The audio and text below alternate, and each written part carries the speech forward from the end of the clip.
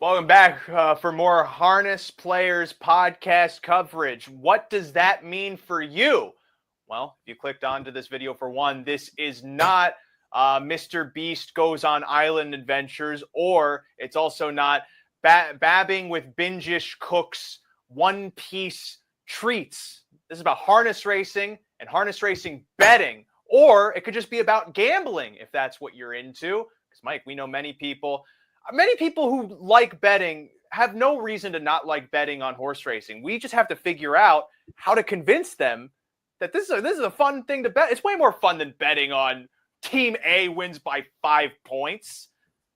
Come on. Way more fun for us. I know that. And certainly you get, a result in 2 minutes. You certainly don't get a result in 2 minutes when you're watching a basketball game. You don't have to worry about the 18-year-old popping the free throw to cover the spread. So, but we have different dynamics and certainly different variables going on in harness racing. It's this past weekend at Yonkers, it was this past Monday. The races were very competitive. There was quite the downpour in the middle of the card.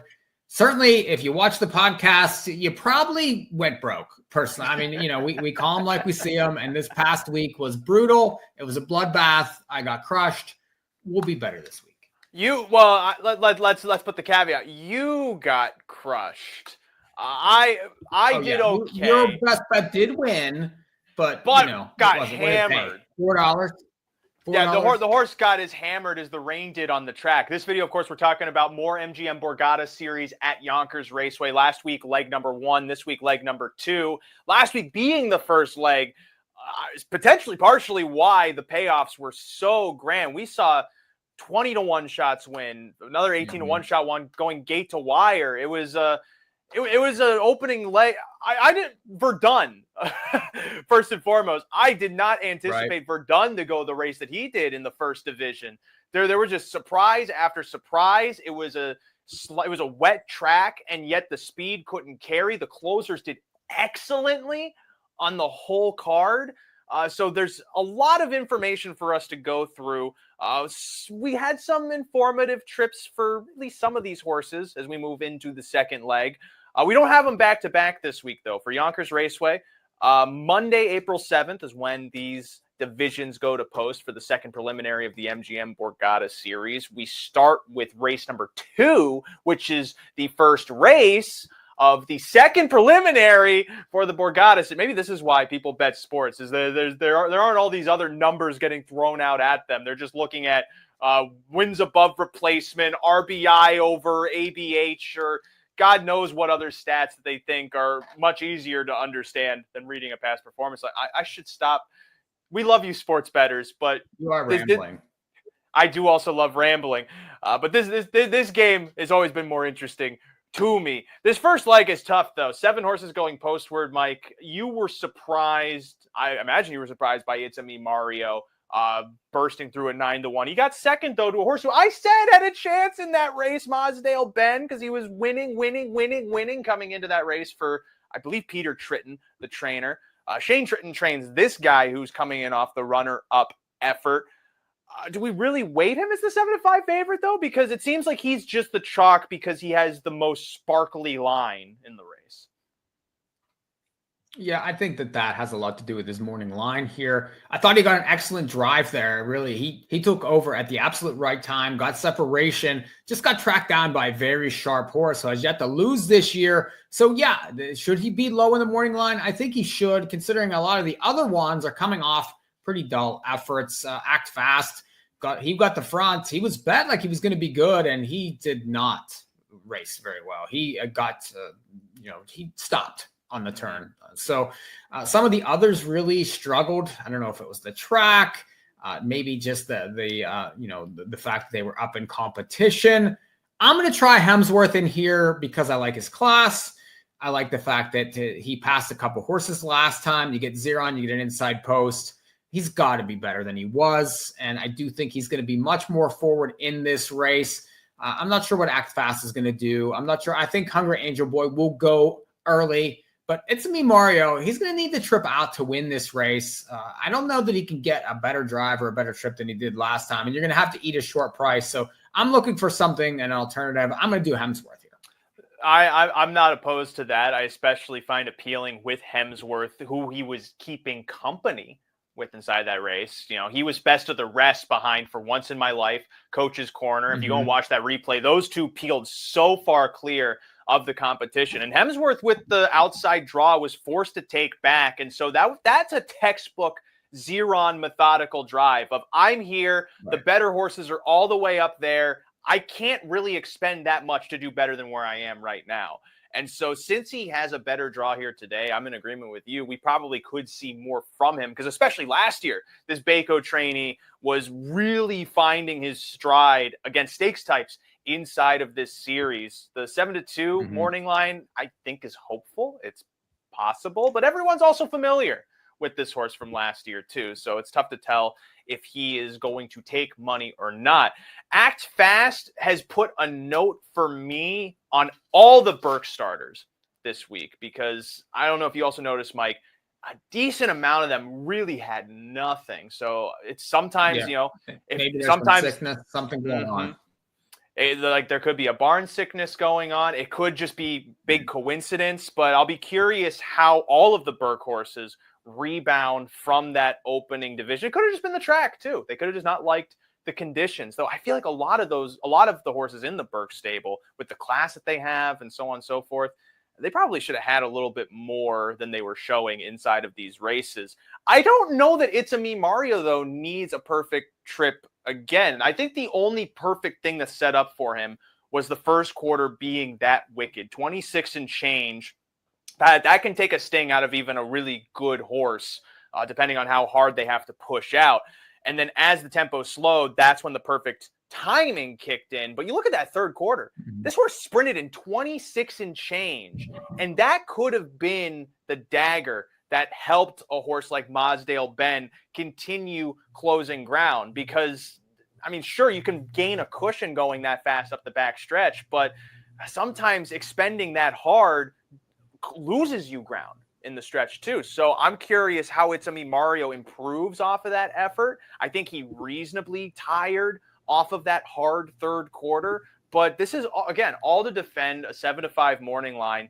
If anything, to just say he's legitimate as a favorite. But I am curious if Hemsworth is going to be around the 7-2 price. That might be worth just a couple of bucks inside of this race, because otherwise Carabao is probably going to get bet way too hard because of the post switch. He's probably going to be even. Though if he's like 8-1, I could see him being a use in like the try or something like that, just because he might suck along and get a good trip. Hungry Angel Boy, I don't think is going to get a good trip. He's probably going to get the same trip he got last time, and that was nothing. Churchview Frankel at 20-1 seems like a huge red herring. That price seems way too high for a horse that was closing ground super hard to finish fourth behind Artie's Flash and Humble. Granted, it wasn't like the toughest division, but I feel like that horse is probably going to take more money. He's just a logical one to throw on underneath. But this is ultimately a fairly lightweight division, which is also why I feel like Hemsworth's back class has to stand out unless it turns into It's a Me Mario showing he can be a stakes type. Because I know the Trittons have been high on this guy for a little while, and this is finally his foray into the Grand Circuit. Second division of the Borgata is race number 4. So we go from race 2 to race 4, skipped race 3. You can bet race 3 if you want. This is 7 horses going postward inside of this division. Reasonable morning line favorite to the inside. I feel like Mike Hunnan, the last dollar. He had that race locked down until the chance somehow came lunging. Yeah, he got a perfect trip, a perfect drive. Was inside the favorite and then was able to tip out at the right time. And there was a blanket finish there in that. And that was the first division, the first race of the Borgata Series last week. I think he's going to be overbet here. I do think that, Chase H. Hanover should be on the front and controlling the race again. They're probably 1-2 around the racetrack again, depending on, what sort of trip that Ammo decides to go. He flashed speed last time and just came to a walk like the other Burke horses did in this series. Himself might show up in here after a 6 scratch. He's shown speed in the past. Please let me know, has back class. He's, certainly able to show speed, did not last time, but like you mentioned, was in probably one of the tougher divisions. That horse has plenty of class. Also, I do think that the 3 and the 1 are 1-2 around the track again. I would probably bet Chase H to pull through and win this time, but we'll see what happens here. Depends on what sort of outside pressure he gets. I don't know what Ammo's going to do. He might fire off again, and that would change it totally. Beyond that, it's a pretty good race, but I do think that the top of the market is where my money would be. It does have the potential to shape fairly obviously. I think the main difference will be in the betting. The shoe will be on the other hoof, because last time Chase H was 9-5, Hutton the last dollar 7-2. That could flip. And if it does, I understand the appeal of Chase H Hanover. Even like going to the gate, I saw he was 9-5, which we knew was possible because of his speed and the potential he could carry that forward, so on and so forth. But even if he was at 9-5, that was not value inside of that race, because this horse also does have a tendency in that last 16th of a mile to really need the line. And so any horse behind him that has some type of energy to offer is probably much more threatening than it would be to other pace setters. But, if we get a dry track this time around, maybe Chase H is able to go around the track a little better, maybe have a bit more stamina down to the finish. But this is again, chalk to chalk. What short price do you want? It's tough to really take many of the others inside here. My Ultimate Byron may be in too tough, though. I mean, he could be an interesting one to try and get onto exotics if you really don't like any of the others, because Please Let Me Know has to make a big bounce back off of that race. This horse has had lots of talent, but it seems like a lot of issues to match it, and Alexander's really had to nurse him through his whole career. So that's probably just indicative of this horse being quirky. Maybe he puts it together second time out, but the barn always takes play. They didn't take play last time, which could have been a signal. But then himself off the 6 scratch, tough to take. Ammo, we don't know how the Berg horses are doing. Stallball might be live on the outside. He always somehow gets into the mix with these down under horses. Rock and Roll Runa last year was one of the big ones that broke through. Blazing Home was at least closing ground. Again, maybe it was because a bunch of the horses were tired from the third quarter sprint, and so this guy was able to just inch into the action late while everyone else was tired. But he's going to be a price. His last race was at least good. He's in form. The draw sucks, but all of that could mean if you settle on chalk 1, chalk 2, maybe that horse makes like the try interesting. No disagreement there. Yeah, perfect. I like that. I figured we're moving on. Race 7 is the third division. 50,000. All these are $50,000 purses. 8 horses this time inside of this race. Again, for once in my life, finds himself into a deep group. Right next to Why Not Now, who finished well to be third behind admitted long shot Binge on Yankee. I think that one was like 20-1. I think went gate to wire with Scott Zeron, if I remember right. Humble able to launch from the outermost draw in Division 1. New stable was purchased out of that race by William Hart, moving into the D. Domenico barn from the Scott Blackler stable, picks up Tim Tetrick. Admiral Hill gets a tough draw again. Mickey Shan's kind of interesting with Hunter Oaks popping up. Rock and Roll Runa, of course, on the outside. So for once in my life, the horse, this isn't like leading into something philosophical, makes sense to be favored here again. But Mike, is he up to the task against this deeper group? I do think he will be up to the task. Just a quick reminder, pick 5, $1 minimum on race number 5. So that's a couple races before this. Starts with the Invitational, $20,000 guaranteed pull for that pick 5.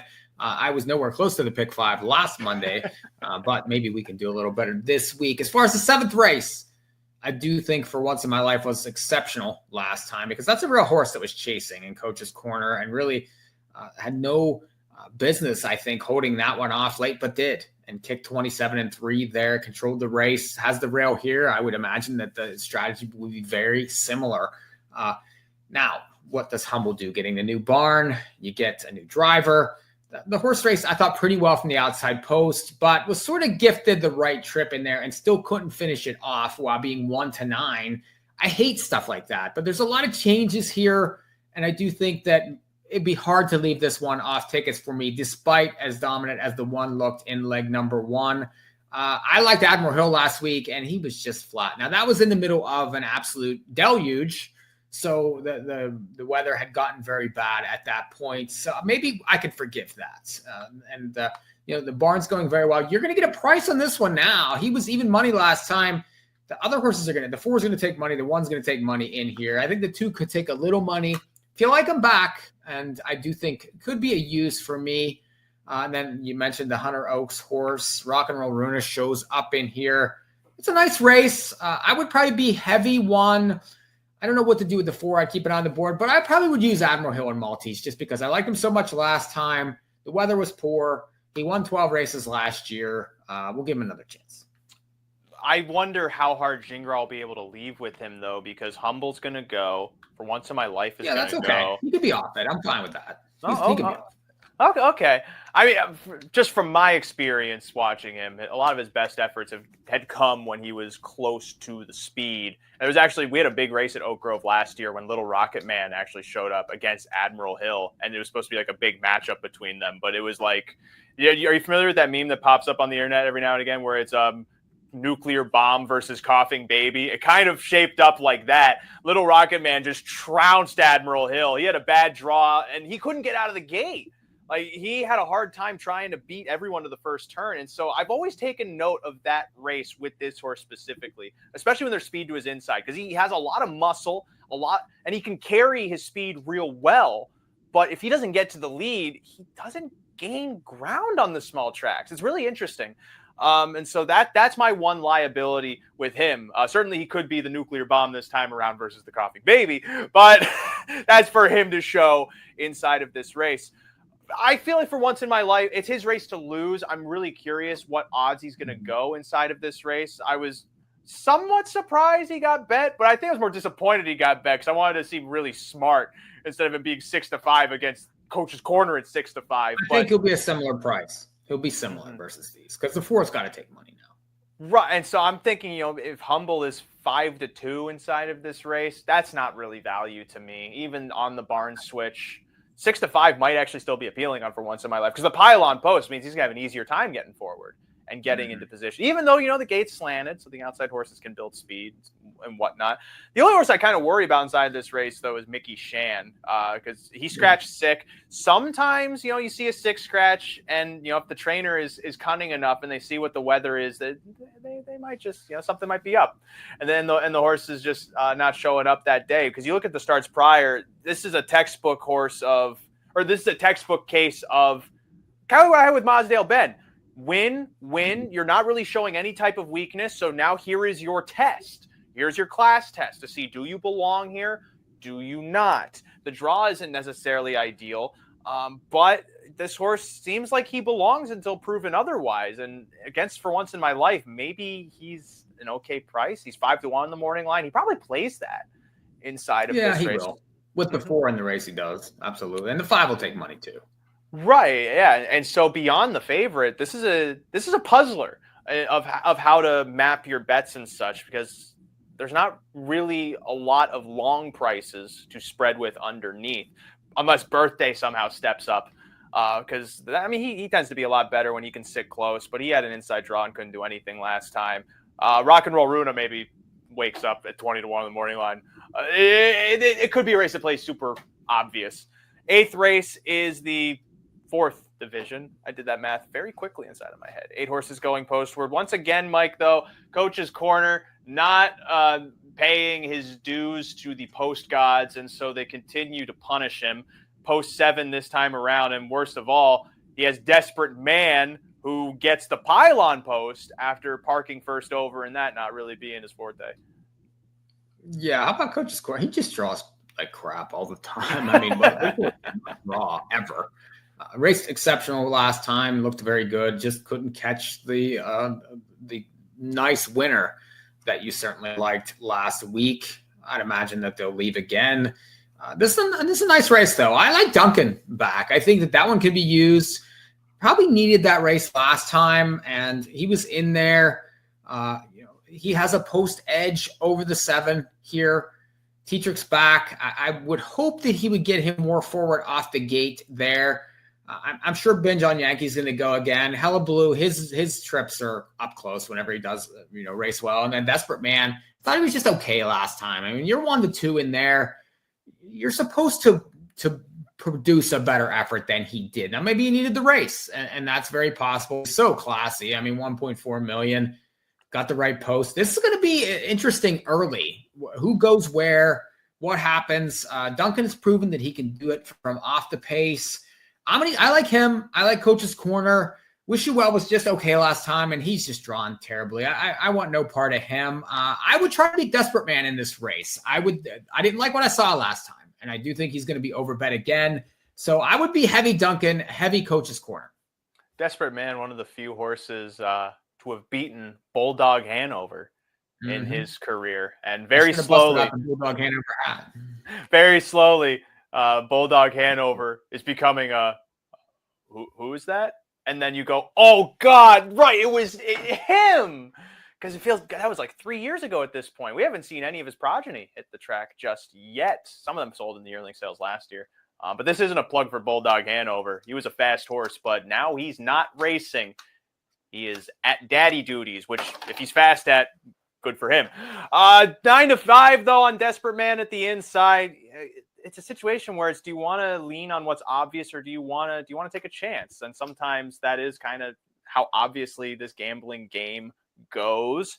But I think you land on the logical counterpunch in Duncan, even though Coach's Corner is inside of this race. That's ultimately the question. You're going to get a better price on Duncan because of that. But I feel like we said that in another race, I forget who was fourth. Oh, Hemsworth was fourth inside of that race. He was best of the rest. Duncan similarly was best of the rest based on where he was. He was 7 lengths worse than Coach's Corner when that one had to face a tougher one and for once in my life. So if the trip somehow shakes a bit more in the favor of Duncan, does the horse overpower Coach's Corner? Because it seems like Coach's Corner is just much better no matter what. And I don't know. I thought Duncan needed like a clean line there. I just, after that bust back on the 24th, and, prior to that had been showing speed. I didn't mind that line, actually. It was encouraging for me. I think he's due for a breakout. He was better in the middle of the series last year. I do think they're going to try here, and they have a post edge over the 7. This is a good race, though. I mean, Binge on Yankee, 1-1, Hullabaloo's in there, moving inside, Desperate Man. This is one of the more competitive divisions. I would be spready in multis. I know that. If somehow Coach's Corner isn't the favorite, though, he's the bet. Desperate Man will be the favorite from the rail, 100%. Then Coach's Corner might actually be quite appealing inside of that division. Final division, then, race number 9. Some have said it's the feature on the card. It's the featured division. I think for once in my life is in the deepest division. You just like that horse. No, it's not that I just like that horse. It's that legitimately Humble, I think, with the post switch makes that race a lot more interesting.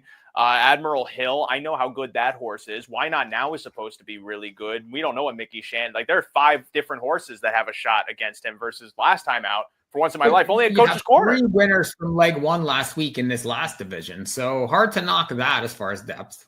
Sure. Mosdale Ben, kind of curious how he's going to step forward from here. Artie's Flash, I don't really write into the race from all the way out there. I don't know how he's going to get into the action unless Bartlett hauls him off the wings, which he very well could. But then Verdun, sometimes you see horses go those big races like he did. Fired home in that back half of 55-4. His personal back half then is almost 53-4. 54 flat, I think, is what he came that race back in on a wet track. Sometimes they don't repeat that, but I mean, you look down his page, he's consistently flying home that way. So it might not be a fluke. He has the pylon draw this time around. Maybe that's better for him. I mean, he's going to be in the same spot as last time. He's going to be from off of it. I think Charlie will be better also. First up, wasn't his gig last time. He's got to be forward again. He could control this race. There's a lot of them that want to sit back here. I'd imagine that Jordan Stratton will go forward with Mosdale Ben now, given the post, given the pace dynamics here with some of the horses inside that don't show a lot of speed. They could go 1-2. Verdun's going to sit. He's not going to leave out of there. I mean, it's Pat LaChance. He raced very well last time. I'm not going to go against Charlie in this race. I think you'll get an okay price. He's going to be forward. He just needs a better trip.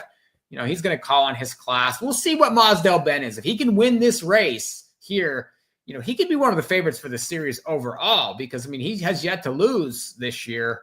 So he could really be something. He's going to have to prove it to me, though. So, of course, I'm going to go Charlie. Well, I would use the 6, though, in Maltese, and it would just be those 2 for me. Just knowing how sharp of a closer Verdun is, it does kind of make the logic of this race fall to who has the speed to potentially steal the race. Like, even though Verdun was able to come home 54 flat last time, the leader's able to carve a sensible enough tempo, they can potentially thwart whatever type of push that horse offers at the end. Charlie, I think with this draw, he does go forward. He has to go forward. Dave has to send him. And the question there then is, will Charlie be able to hold off Bongiorno to the outside? Because Typhoon Banner, I imagine, is going to want to go forward as well. Bartlett, I feel like if he goes fast enough, that could force Stratton back. And so Mazdale Ben may again have to come from off the speed. But from there, how that race shapes is if Charlie can somehow put them all behind him, Dave can probably carve a really good mile for this guy. And the horse is gutsy enough that he might benefit from that breather or two to then have enough to hold off wherever LeChance is launching from late. But it's tricky. It's really tricky. Like, I understand. I understand why some people think that this is the feature because you have the 3 winners. They have a lot to prove. In all honesty, Verdun has to prove that he can replicate that close. Mazdale Ben has to prove that without a massive third quarter sprint, he can still claw horses in and win. Artie's Flash has to prove that he can do something from all the way out there, because I don't believe he can. And so Charlie May is he's kind of a default horse because of the class, and maybe because he was 4th off the first over push, somewhat flat, you might say. He might be a better price inside of this race. It's tough to tell, though, because, again, we all know who Charlie May is. He always takes, well, I shouldn't say he always takes money, because you've had him every time he hasn't. So those do exist. But there are a lot of ways you can go. And plus, who knows what Tetrick does? Do we think Tetrick just takes back with Janelle Granny with this post draw, knowing that Charlie May might not be the strongest speed to the inside with a stiff closer to the pylons? Tetrick could want to leave too. It could be an interesting first turn. These races this week are very competitive. I'm not sure that you're going to get the prices you got last week, but they are going to be very fun to watch. It was very enjoyable watching those races and this, Borgata Series get going last week. So get involved in this pick 5 at Yonkers. I know all the Borgata races aren't there, but it's going to be very entertaining racing. Hopefully the weather's much better than last week, but definitely tune in Monday for these races because they're not only a lot of fun, these are top horses that are going at each other every week for big money. Everybody's trying here. So this is, if you're interested in harness racing, it's certainly, I think, must-see TV. I'm trying to check what the weather is supposed to be, but the Weather Channel app is saying there is no such place as Yonkers, New York. They clearly are misinformed over there at IBM, when all I want to see is there a possibility that we have a fast track or not? Because that certainly is going to influence a lot of the racing. And on top of that, going to give us more notes as we have 5 total preliminaries to look at through this series. The finals after the Kentucky Derby, or is it the Friday before the Kentucky Derby? I always forget. No, it's the 9th. The 9th. So that's the Monday is when the Borgata goes. The Monday after, the week after the Derby. So. Oh, right. That also. It's the Saturday after the Derby, I'm pretty sure. So. Oh, okay. So that is when the Borgata goes post-race. It's also one of the first graded stakes in harness racing, because that's a new thing that's happening in 2025. I'm also hoping that Mike has found the weather report from at least our point of view in Thursday recording this. Here we go. Now I can see it. So Monday's weather, rain, but at night, rain. Okay, so AM showers, it says 58%. And nighttime showers too, potentially. So Could see some potential replications of how trips unfolded last week. Could see different things because no one wet track plays the same, no matter where you are. But wherever you are, you should be listening and watching to the Harness Players podcast. That does it for our look at leg 2 of the Borgata Series. So many more weeks of this to come, Mike. And there's blue chip matchmakers on Friday too. I wanted to make note also of how leg 1 went. It was the all Borgata pick 5.